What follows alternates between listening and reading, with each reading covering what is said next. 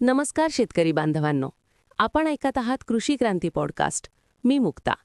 आज आपण पाहणार आहोत 4 फेब्रुवारी 2026 रोजीचा महाराष्ट्रातील सोयाबीन, तूर, कापूस, कांदा आणि संत्री यांचा सविस्तर बाजारभाव आढावा. सर्वात आधी सोयाबीन बाजार. आज सोयाबीन बाजार स्थिर ते किंचित मजबूत राहिला.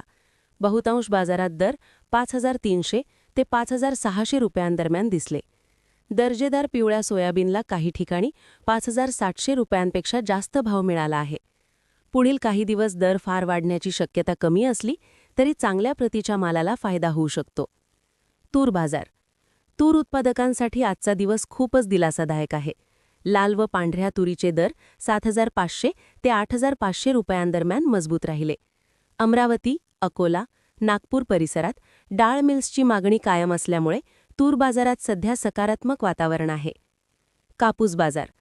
कापूस बाजार आज स्थिर ते मजबूत राहिला. मर्यादित आवक आणि दर्जेदार कापसामुळे दर 7,600 ते 8,100 रुपयांच्या आसपास टिकून आहेत. जिन्निंग मिल्सकडून खरेदी सुरू असल्याने मोठी घसरण सध्या तरी अपेक्षित नाही. कांदा बाजार. कांदा बाजारात मात्र मिश्र चित्र आहे. सोलापूर, येवला, मालेगावसारख्या बाजारात मोठ्या आवकेमुळे दरांवर दबाव आहे, तर नागपूर, कामठी परिसरात दर्जेदार लोकल व पांगऱ्या कांद्याला 2,000 रुपयांपेक्षा जास्त भाव मिळतोय. दर्जाच आज कांद्याचा खरा राजा आहे. संत्री बाजार.